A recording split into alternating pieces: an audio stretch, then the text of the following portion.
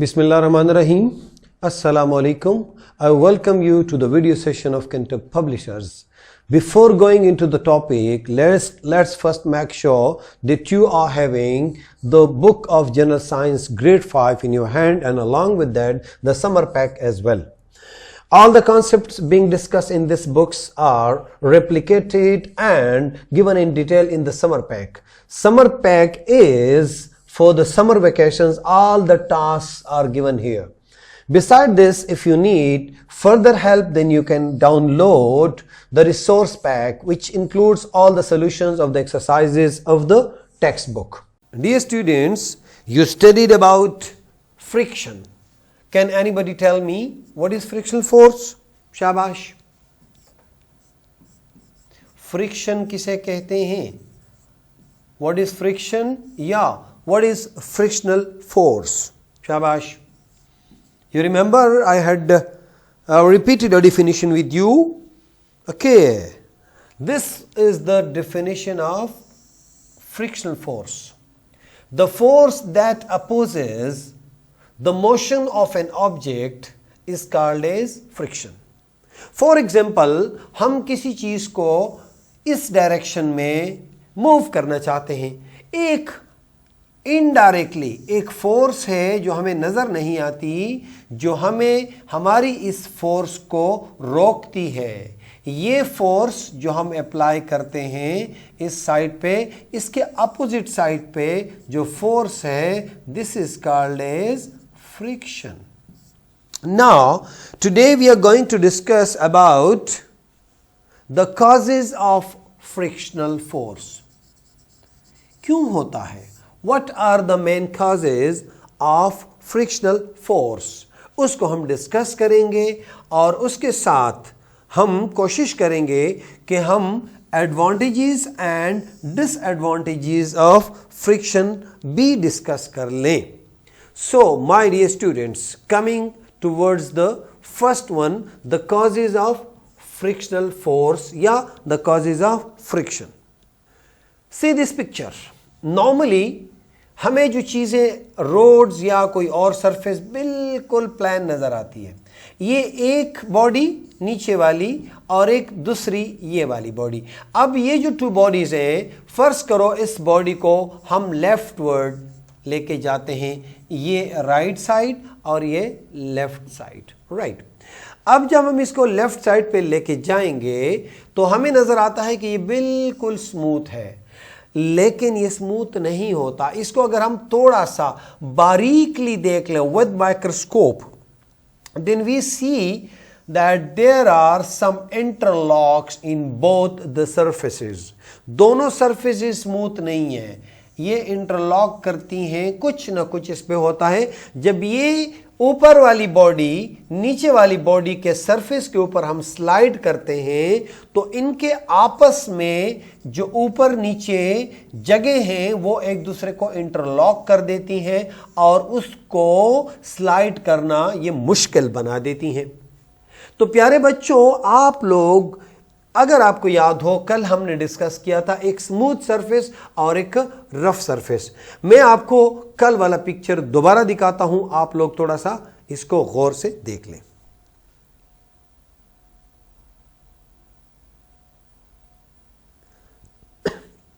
ये जो अपर वाला सरफेस है, इसमें ज्यादा फ्रिक्शन होगी या इस वाले में ज्यादा फ्रिक्शन होगी?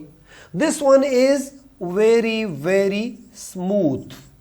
जब ये स्मूथ है, यहां पे भी इतना 100% स्मूथ नहीं है, लेकिन इस वाले के निस्बत में जो कि ये क्या है, ये वाला रफ है, तो फ्रिक्शन कहां ज्यादा होगी? फ्रिक्शन यहां होगी, इस वाले में फ्रिक्शन कम होगी. सो माय डियर स्टूडेंट्स, अगर आप ईंटों को भी देखोगे तो मैं आपको एक एग्जांपल देता हूं. एक ईंट को तुमने एक धागे से बांधा और तुम इस फर्श पे भी लेके इसको स्लाइड कर रहे हो. आपने किसी थ्रेड के साथ बांधा है और यहां पे भी उसी तरह का ब्रिक, इसको भी. अब दोनों मुझे बताओ, ब्रिक ए और ब्रिक बी, कौन सा वाला ज्यादा जोर मांगेगा, डिमांड करेगा इसको पुश करने में या पुल करने में? ऑफ कोर्स दिस वन, ये जो स्मूथ सरफेस है इसमें फ्रिक्शन नहीं है, लिहाजा ये बहुत आसानी से इसको हम पुश कर सकते हैं। तो जहां सरफेस रफ हो तो वहां फ्रिक्शन होती है, जहां सरफेस स्मूथ हो वहां फ्रिक्शन ना होने के बराबर होती है, यानी बहुत कम होती है। आते हैं दोबारा अपने टॉपिक की तरफ। सी दिस वन पिक्चर, आप लोग इस पिक्चर को देख लें।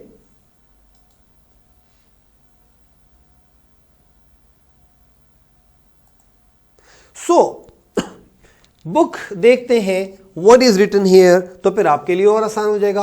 Causes of friction, all natural surfaces look plain to our eyes but they are rough when we see through microscope. They are covered with tiny hills and valleys. Hills and valleys, ये देखें, ये पहाड़ों की तरह, valleys की तरह होते हैं। When these surfaces slide against each other, जब ये एक दूसरे के साथ स्लाइड करते हैं, the bumps, ऊपर नीचे, इसको bumps भी कहते हैं, interlocks against each other, thus an opposition to sliding motion is produced, which is called as friction, yeah, frictional force. So one thing more, let's go through a fact. Liquids smooth out a surface, creating less friction. For example, it is harder for a car to stop on a wet road than a dry one, because the water creates barrier between the tire and the roads. The tires do not have as much contact with the road. So dear students, मैंने जिस तरह आपको पिछली वाली जब फर्श के ऊपर जो धोया गया था बहुत स्मूथ था, वहां पे फ्रिक्शन मैंने कहा था कि कम है। So that is the main reason कि जब जिस चीज के ऊपर अगर पानी, फर्ज करो मैं एक और एग्जांपल दूंगा, आप जा रहे हैं मड में, ग्राउंड में है और ग्राउंड गीली है। जब ग्राउंड गीली है तो वहां जो मड होता है वो उस सरफेस को स्लिपरी बना देता है और फ्रिक्शन बहुत कम हो जाती है, जिसकी वजह से अगर आप भाग रहे हैं और आप रुकना चाहते हैं तो आप रुक नहीं सकते और सीधा जाके धड़ास दीवार के साथ लग जाते हैं। सो डियर स्टूडेंट्स, मुझे यकीन है कि आपको फ्रिक्शन की समझ आ गई कि फ्रिक्शन क्या चीज़ है और फ्रिक्शन की कॉज क्या है। इसके बेसिक कॉज है ये जो इंटरलॉक्स होती हैं, ये आपको हिल्स एंड वैलीज, ये बम्प्स जो छोटे छोटे नजर आ रहे हैं, इसकी वजह से दो सरफेसेस जब आपस में स्लाइड ओवर करते हैं तो वहां पे ये कांटेक्ट में आ जाता है। Now we are going towards advantages and disadvantages of friction. Dear students, इस friction के बहुत सारे advantages भी हैं। As I stated कि अगर आप भाग रहे हैं और आप रुकना चाहते हैं तो आप रुक नहीं सकते, और अगर आप खड़े हैं और आप रवाना होते हैं तो हो सकता है आपका पांव फिसल जाए। ये फ्रिक्शन नहीं है, इसलिए ये मसला है। यानी जब फ्रिक्शन नहीं भी है तब भी नुकसान है, और अगर फ्रिक्शन ज्यादा भी है तब भी नुकसान है। कुछ केसेस में हमें इसके एडवांटेजेस ज्यादा नजर आते हैं तो वहां पे हम कसदन फ्रिक्शन क्रिएट करते हैं। कुछ जगहों पे जहां फ्रिक्शन का नुकसान हो तो वहां पे हम फ्रिक्शन को कम करते हैं और उसके लिए मुख्तलिफ किस्म के मशीन्स और टूल्स इस्तेमाल करते हैं ताकि वहां पे फ्रिक्शन कम हो जाए। तो आज ये भी साथ थोड़ा सा हम डिस्कस करेंगे। Friction is usually presented as ugly thing, but it is not true. Friction can be good in some cases while bad in the other cases. Below we are discussing both of these cases. Number 1, advantages of friction. Frictions के फायदे क्या हैं? See this one.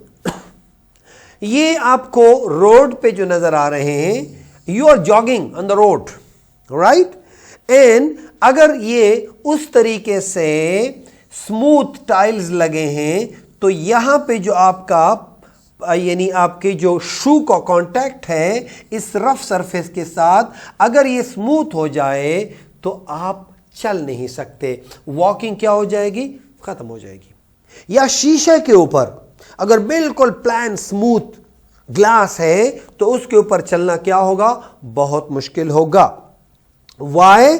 Because तुम चाहोगे कि तुम इस जमीन को पीछे खींचो और उसके मुकाबले में तुम आगे जाओगे, क्योंकि आपको तो पता चल गया इसको हम पीछे फेंकते हैं, इसके ऊपर जोर लगाते हैं और हम उसके मुकाबले में आगे जाते हैं। तो अगर तुम आपका पांव इसके साथ यानी इसका अगर इसको इंटरलॉक नहीं करेगा और ये ऐसे स्लिप हो जाएगा तो आप ना चल सकोगे ना खड़े हो सकोगे। तो walking you could not walk without the friction between your shoe and the ground. This is very much evident when walking on a block of an ice, in a cold weather. आपने देखा है यानी जो skating करते हैं लोग, तो वहां पे वो जमीन पे खड़े नहीं हो सकते, आप ऐसे ही स्लिप कर रहे होते हो। या अल्लाह ना करे, एक दो पिक्चर्स में अभी आपको दिखाऊंगा कि अगर रोड के ऊपर ये फ्रिक्शन नहीं है तो क्या होगा, एक्सीडेंट हो जाएंगे, गाड़ियां ब्रेक नहीं लगा सकेंगी। Coming towards one more thing and that is writing. Writing क्या है, ये suppose this is the page you are writing on, right. अगर इस पेज के ऊपर ये बहुत स्मूथ है और आपके पास है बॉल पॉइंट, तो आपको पता है, एक और चीज बता दूं, बॉल पॉइंट का जो प्यारे बच्चों निब होता है, उस निब के अंदर होता है छोटा सा बाल। इस बाल को क्या, इसी वजह इसको बॉल पॉइंट कहते हैं। और जब आप लिखते हैं इसके ऊपर तो ये रोल करता है अपनी जगह और रोल करने के बाद ये निशान छोड़ता है। अगर आप ऐसे कर लो कि पेपर लो और उसको ऑयली कर दो, उसके ऊपर ऑयल लगा दो, तो क्या हो जाएगा, इसके ऊपर ये रोल नहीं करेगा, और जब ये रोल नहीं करेगा तो नो राइटिंग। क्या होगा, राइटिंग नहीं होगी। इसके अलावा एक और एग्जांपल आपको मैं दूंगा।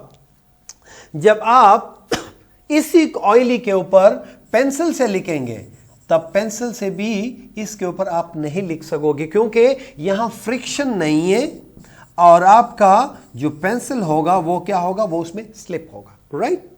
उसके बाद है नेक्स्ट एरेजिंग। एरेजिंग के लिए आपको पता है कभी कभार आपको उस तरह के भी एरेजर मिलते हैं जो इसका एक सरफेस ज्यादा उसमें सैंड होता है। जब आप कभी कभार ऐसी चीज को करते हैं तो उसके लिए भी जरूरी है, अगर इस पेपर पे आपने पेंसिल से लिखा है और इसमें फ्रिक्शन नहीं है तो आप चीजों को इस पे एरेज नहीं कर सकते।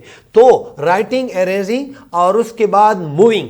तो मूविंग तो मैंने, वॉकिंग तो इंसान का मूव करना बता दिया। Now I am going to tell you about the vehicles, motor bike, cycle, आपकी कार, ये सारी गाड़ियां जो है प्यारे बच्चों, अगर यहां फ्रिक्शन नहीं है तो वो मूव नहीं कर सकते। See this one, a beautiful bike, scooty and then a car. देख लें, खूबसूरत। ये जो जमीन पे जा रहा है मेरे प्यारे बच्चों, ये किस ताकत से जा रहा है, जस्ट बिकॉज ऑफ फ्रिक्शन। अगर फ्रिक्शन नहीं है, इसको हम ग्लास पे इधर छोड़ दें तो ये इसके टायर्स तो मूव करेंगे लेकिन ये आगे मूव नहीं कर सकेगा। यानी इसके टायर घूमेंगे लेकिन ये आगे नहीं जा सकेगी। ये इसका जाना किसकी ताकत से है, just because of friction. Now I am going to tell you about fixing. We can not fix nail. एक और चीज, एक और मिसाल, ये देख लें। अगर आप दीवार में कील लगाना चाहते हैं, आपको पता है जब आप कील लगा दें इसमें, तो इसके ऊपर आप किसी भी चीज को टांग सकते हैं और लटका सकते हैं इसके ऊपर। ये किस ताकत से, ये वॉल में क्यों कर रुक जाता है, इसलिए कि इस वॉल के अंदर जो गया है यहां पे इस दीवारों के साथ फ्रिक्शन फोर्स है, और अगर ये फ्रिक्शन फोर्स ना हो तो ये जिस तरीके से अंदर चला जाएगा इसी तरीके से वापस निकल जाएगा। जितनी जोर से हम लेके जाएंगे फिर इसमें तो ऑलरेडी सुराख बन जाएगा, तो फिर ये फौरन आसानी से निकाल सकेंगे। और आपके स्कूल में जो चेयर्स हैं, ये जितनी चेयर्स बनी है इसके अंदर भी किले हैं, नेल्स हैं, तो अगर ये नेल आसानी से निकले तो आपके स्कूल के अंदर जितनी कुर्सियां हैं वो तो सारी उखड़ जाएंगी। इसीलिए जब कभी हमें ज्यादा चाहिए होता है तो हम इसके लिए स्क्रू इस्तेमाल करते हैं। ये देखें प्यारे बच्चों, ये प्लास्टिक का और ये इसके अंदर दीवार के अंदर करके और उसके बाद इसके अंदर स्क्रू इसलिए डालते हैं। तुमने देखा होगा स्क्रू कैसे होता है, ये देखें प्यारे बच्चों, स्क्रू ऐसे होता है। ये अब ये जो स्क्रू है ये इसमें ये रफ चीजें क्यों, जिस तरह आपने फ्रिक्शन पढ़ते हुए देखा था, ये क्या चीज है, ये इसके अंदर वो इंटरलॉक करने के लिए हिल्स और वैलीज बनाई गई हैं, ये बम्प्स बनाए गए हैं ताकि वो इसके अंदर फिक्स हो जाए, राइट। ओके, एक और चीज भी बहुत बेहतरीन एग्जांपल है। अगर ये आप कोई भी मैच देख लें तो उसका जो मैच स्टिक के साथ जो सरफेस होता है ये क्यों रफ बनाया होता है, इसीलिए कि इसके रगड़ने से, इसके रबिंग से ये इग्निट होता है।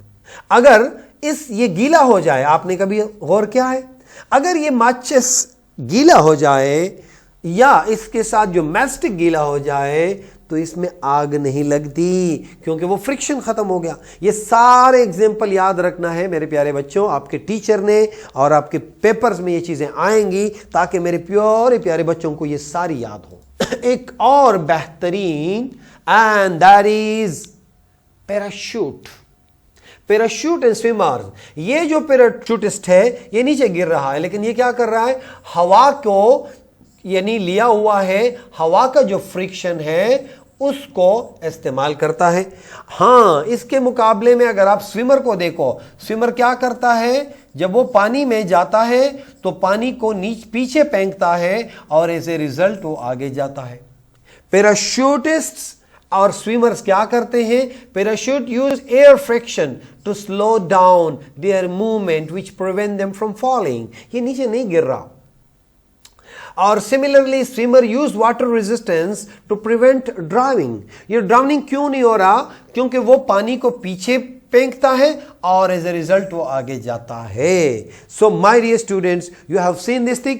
आई am going to show you the last one example of brake.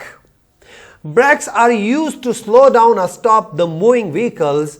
If friction is not there, the vehicle will not stop. ये देखें, अगर ये फ्रिक्शन ना होती यहां पे तो जिस गाड़ी को तुम ये सीधा ओवरटर्न हो जाती और ये नुकसान होता। तो इसने क्या किया, इसके टायर्स ने ब्रेक लगाया और इस फ्रिक्शन की वजह से अगर ये रोड यहां स्लिपरी होता, अगर इस दिन बारिश होती तो क्या होता, बहुत नुकसान हो जाता। तो फ्रिक्शन के फायदे भी हैं। So my dear students, lecture become very long, so I am going to just give it to you your homework. So आप अपना समर पैक निकालें और आप होमवर्क जरूर कर लें, फ्रिक्शन के कॉजेज और advantages of friction. In the next class we will study about the disadvantages of friction. So best of luck my dear students, अल्लाह हाफिज।